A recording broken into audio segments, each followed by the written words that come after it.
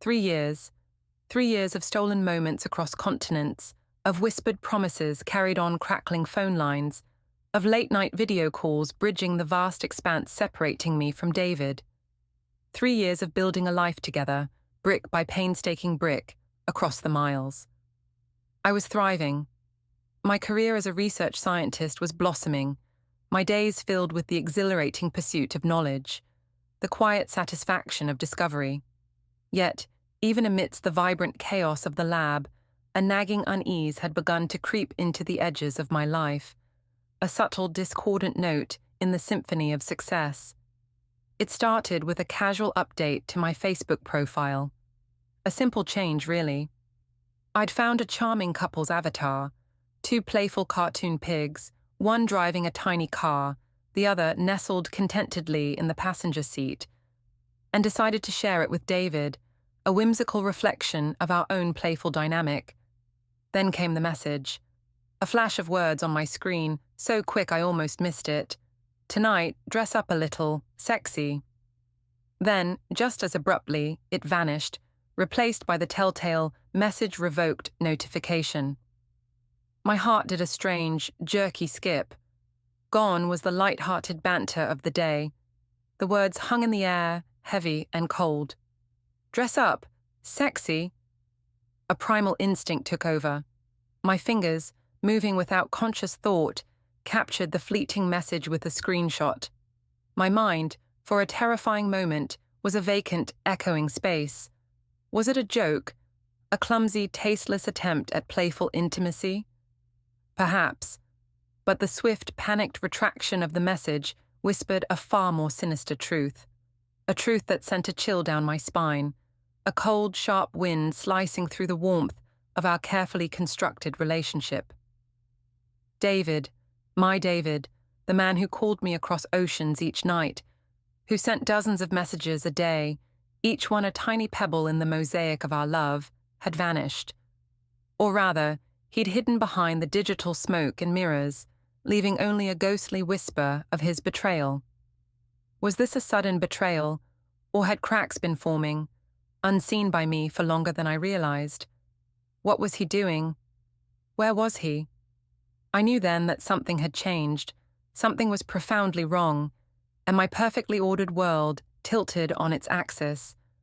The quiet hum of the lab equipment was suddenly deafening. The pursuit of knowledge seemed utterly insignificant compared to the chilling void that had opened up in my life. My fingers tightened around my phone, the weight of that single screenshot suddenly immense. The evidence of a love betrayed, hanging like a dark cloud over the horizon. A cloud that was about to unleash a storm. The screenshot burned into my memory, a searing brand of doubt. Sleep became a distant, unattainable luxury. My mind, usually a sanctuary of focused thought, was a battlefield of conflicting emotions. Denial battled with suspicion, hope wrestled with despair. But the nagging unease wouldn't be silenced. Something had to be done. My investigation began subtly, almost furtively. I started with the avatar, the cartoon pigs. They were too distinctive to be a coincidence. A simple reverse image search led me to a Facebook account, a profile picture of a girl with vibrant pink hair, matching the shade of the pig in the passenger seat. Her name was Anna. A quick check of her Facebook page confirmed my suspicions. She and David shared a mutual friend, an acquaintance of his from university. Her posts were filled with anime references, a shared passion of David's that he had always discussed with me. The final piece of the puzzle fell into place when I saw it. The same IP address on a shared anime forum. My hands trembled as I scrolled through Anna's profile. Her posts were overwhelmingly cute and playful, completely different from my own style. She posted pictures that hinted at trips and nights out, everything aligned with what I had expected. I even found a post from that same night, a casual update mentioning a late-night bar trip. The caption revealed everything. A picture of the same couple's avatar I'd just used, but with a knowing, almost taunting caption. So annoying having a boyfriend who's such a flirt. The comment section was a flurry of teasing remarks and questions about where they'd been partying. A wave of nausea washed over me. My perfectly constructed reality, built on years of trust and shared experiences, was crumbling around me. The evidence was overwhelming, yet a tiny flicker of hope remained. Surely, it was a misunderstanding, a cruel joke played by someone else using David's account. But the sheer meticulousness of the online evidence pointed to the undeniable truth. This wasn't a prank. This was calculated, deliberate deception. A strange calm settled over me, a quiet resolve hardening my resolve. I knew what I had to do. It was a reckless act, impulsive perhaps, but it was the only course of action that felt right. I replaced my Facebook profile picture with the exact same avatar Anna was using, a mirror image of her playful cartoon pigs. It was a silent declaration of war. The message, a digital breadcrumb, led me to a bustling bar in the heart of the city. The flight was a blur, a frantic race against the clock, my mind a whirlwind of conflicting emotions. Even as the plane descended, a sliver of hope, however fragile, persisted. Perhaps I was wrong. Perhaps this was all a terrible misunderstanding. But the moment I stepped inside the bar, the illusion shattered. The music was deafening, a relentless pulse that vibrated through the floor. The air was thick with the scent of alcohol and anticipation, a heady mix that did little to quell the rising tide of anxiety within me. I scanned the room, my eyes searching for a familiar face amidst the throng. My heart hammered against my ribs, a frantic drumbeat accompanying the throbbing bass. I spotted them in the corner, a secluded alcove bathed in the flickering glow of fairy lights. Anna, her pink hair a beacon in the dim light, was laughing, a bright, carefree sound that grated against the bitter taste in my mouth. And David, my David. He was laughing with her, his arm casually draped around her waist. The sight of them, so close, so intimately intertwined, sent a shockwave through me. The carefully constructed facade of their deception crumbled, replaced by the raw, brutal reality of their betrayal. My carefully planned strategy of subtle observation vanished. I saw the easy intimacy between them, a familiarity that ran far deeper than fleeting infatuation. He was kissing her. I felt a wave of icy despair wash over me, a numb paralysis that threatened to consume me. Suddenly, Anna's eyes met mine. There was a flicker of surprise, a momentary pause in their intimate dance, before a chilling realization dawned on her face. Her smile faltered, replaced by a look that was both triumphant and unsettling. A knowing, almost arrogant smirk played on her lips. It was as if she'd been expecting me, waiting for this confrontation. David, seemingly oblivious, or perhaps simply too engrossed in the moment, continued his affections. But his casual indifference only served to deepen the wound, to amplify the betrayal. This wasn't a mistake, a lapse in judgment. This was a deliberate, calculated act of defiance. Their eyes held a shared secret, a silent acknowledgement of their transgression. The music seemed to fade, the boisterous chatter of the crowd muted, replaced by the deafening roar of my own racing thoughts. My carefully constructed plans crumbled like sandcastles before a raging tide. What would I do now? How could I possibly approach them? The night, once filled with anticipation and a glimmer of hope, was now steeped in a bitter, suffocating darkness.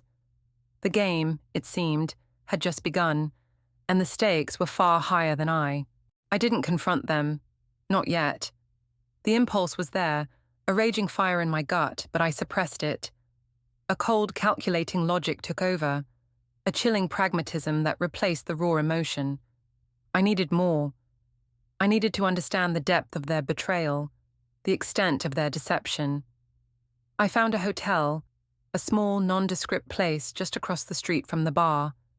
The room was cramped, the air thick with the scent of stale perfume and disinfectant, a suffocating atmosphere that mirrored the turmoil within me. Through the slightly ajar window, I could see the faint glow of light emanating from David and Anna's room. The thin walls offered little privacy, The sounds from their room were uncomfortably clear, amplified by the silence of my own space. Initially, it was mostly playful banter, the easy intimacy of a couple who had successfully concealed their affair for so long. Then came the arguments, sharp exchanges laced with accusations and denials. David's voice was tight, defensive. Anna's was sharp, demanding.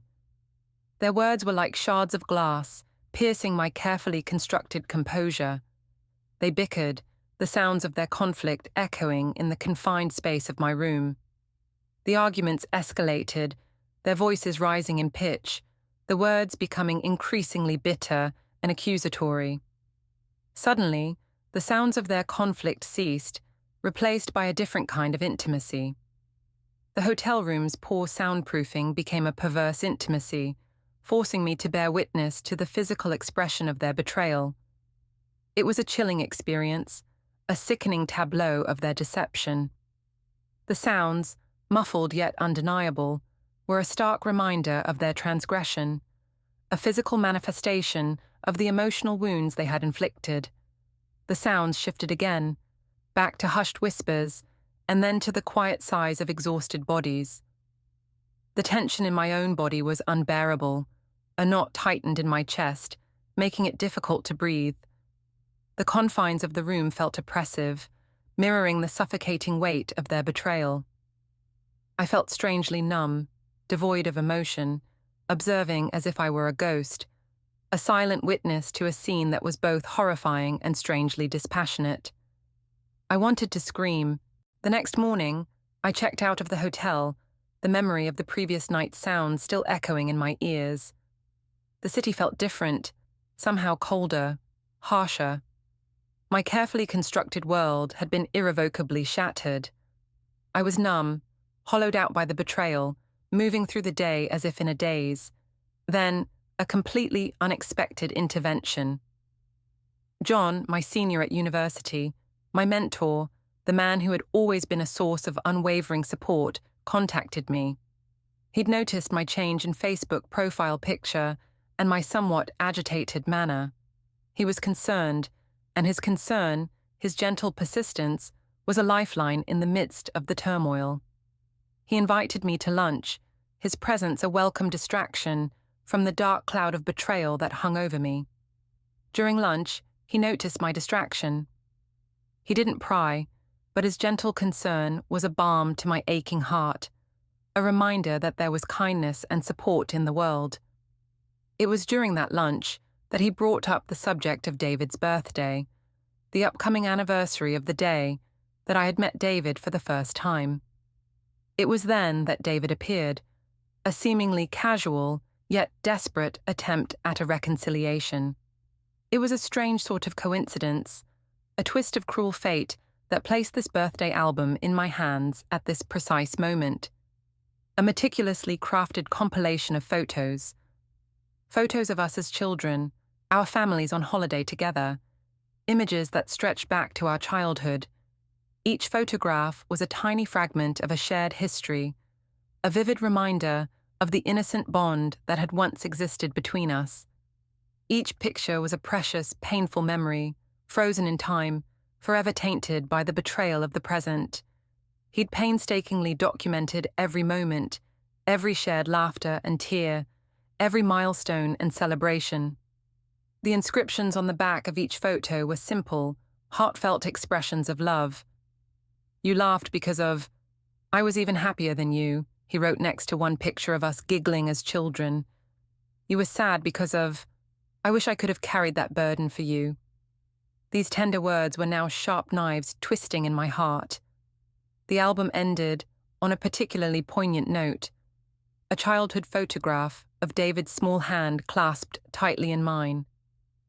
"When you held my hand as a child, I felt safe and protected," he had written. "Now, when you hold my hand, I feel an overwhelming happiness." The words hung in the air between us, a jarring dissonance to the reality of his betrayal. The careful documentation of our shared history, meticulously preserved, now felt like an indictment, a cruel reminder of the bond he had so carelessly broken. But the final page remained blank. Was that an oversight? Or a deliberate omission? The blank page in the album fueled a fire within me, a cold, controlled rage that replaced the earlier numbness. I had to confront him, not with accusations, but with the cold, hard evidence of his betrayal. I found him near the women's dormitory, looking strangely vulnerable. He was a different David, stripped of the arrogance and self-assurance that had always masked his insecurities. The confrontation wasn't a dramatic explosion of emotion, but a calculated exchange of quiet words, a cold dissection of his betrayal. I presented the evidence, not with anger, but with a chilling detachment that seemed to unnerve him. The screenshot of his retracted message, the matching profile pictures, the IP address on the anime forum. Each piece of evidence, laid out in a calm, measured tone, chipped away at his carefully constructed defenses. His explanations were feeble, unconvincing. He attempted to minimize his actions, to downplay the significance of his betrayal. He spoke of fleeting infatuation, of a momentary lapse in judgment. His words were empty, hollow, devoid of the remorse that I craved. I listened, my face impassive, my voice a low, steady murmur that cut through his flimsy justifications. I didn't raise my voice, didn't unleash a torrent of anger. Instead, I let the silence speak volumes. The silence of his betrayal, the silence of his empty apologies, the silence of his shattered promises.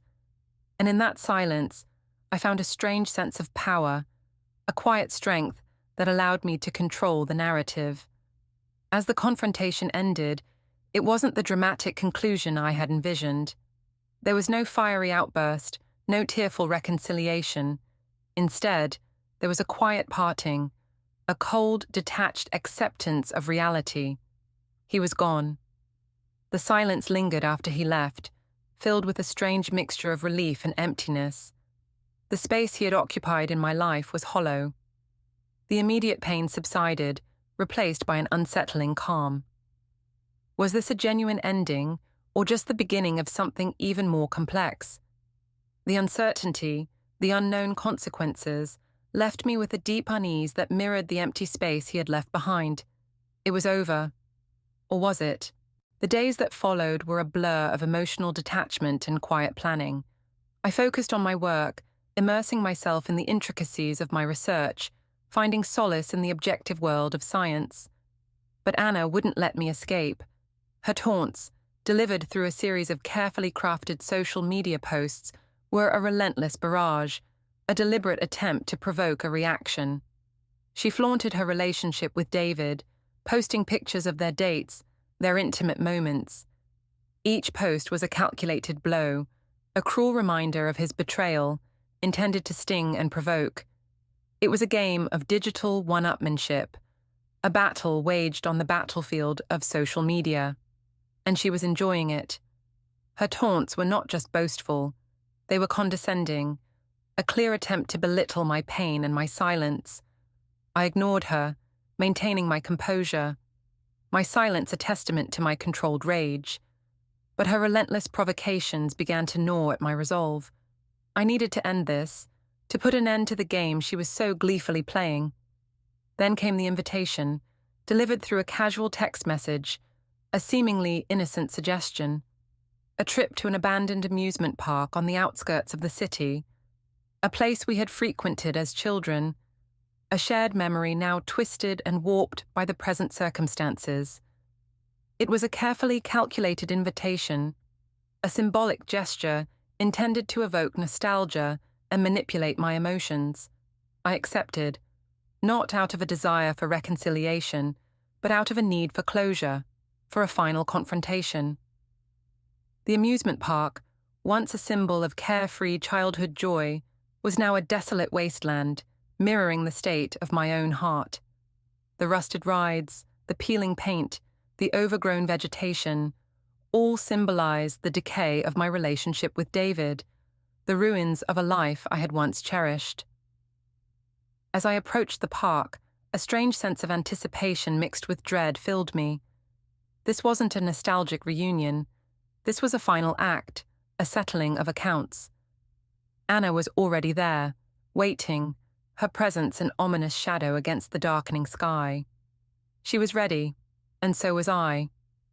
The carefully crafted facade of my composure began to crack. The game, once confined to the digital realm, had spilled out into the real world, the stakes higher than ever before. This was it, the final showdown. The silence of the abandoned amusement park held the weight of years of unspoken words, years of betrayal, about to explode into a confrontation of unprecedented intensity.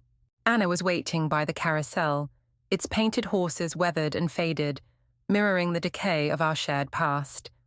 She was composed, almost serene, her pink hair a stark contrast to the greyness of the abandoned amusement park. David arrived shortly after, his face etched with a mixture of apprehension and defiance. He looked smaller, somehow less assured, stripped of the arrogance that had once been his shield. The confrontation wasn't a shouting match or a tearful plea for forgiveness. It was a cold, calculated exchange of words, each sentence carefully chosen, each pause strategically placed. I didn't lash out, I didn't plead, I simply laid out the facts, the evidence, the irrefutable proof of their deception. I played the recording of their hotel room conversation, their hushed whispers, their heated arguments, their intimate moments, a soundtrack to their betrayal. The words hung in the air, heavy with the weight of their unspoken truths. David's face paled, his eyes darting between me and Anna. Anna's composure faltered, her carefully constructed facade cracking under the pressure. The silence that followed was deafening, broken only by the distant cry of a crow. The amusement park, once a symbol of carefree childhood, was now a desolate wasteland, mirroring the ruins of their relationship and the devastation they'd caused. In that moment, I saw a flicker of remorse in David's eyes, a fleeting glimmer of regret. But it was too late. The damage had been done. The trust had been broken, the bond irrevocably severed. There were no apologies, no tearful pleas for forgiveness, just the stark realization of his actions, the weight of his betrayal.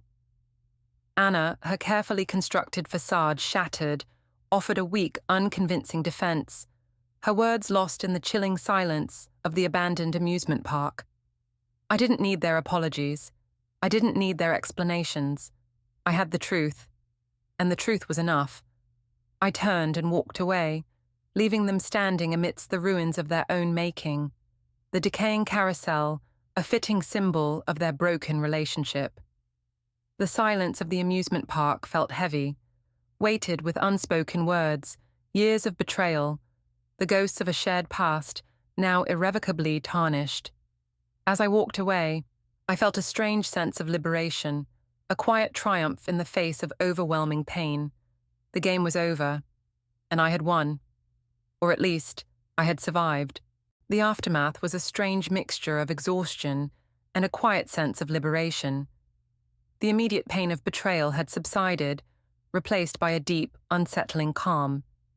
It was as if a large toxic tumor had been removed, leaving a gaping hole in its place, a hole that would eventually heal, but which would forever leave its mark.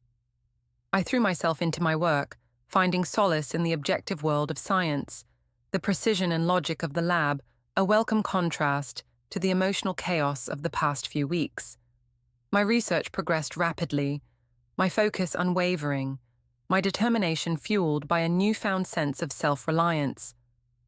The betrayal had been a setback, but it had also been a catalyst, pushing me to achieve even greater heights. His attempts at contact were met with silence, my responses brief and emotionless, a stark contrast to the warmth and support I had once readily given. His behavior was a mirror of the devastation he had caused, a testament to his own self-destruction. The pain he had inflicted was profound, but it had also become a catalyst for my own growth. John, ever supportive and understanding, remained a constant presence in my life. His proposal, offered amidst the turmoil of my emotional wreckage, was a testament to his steadfast affection, a testament to his understanding and empathy. He offered a stability and predictability that was the antithesis of David's chaotic and unreliable nature. However, the shadow of David's betrayal still loomed large. My heart wasn't ready for a new relationship. I needed time to heal, to rebuild, to rediscover myself. I politely declined John's proposal, explaining my need for time and space, my need to focus on rebuilding my life and my career. He understood, his acceptance a testament to his character and his respect for my feelings.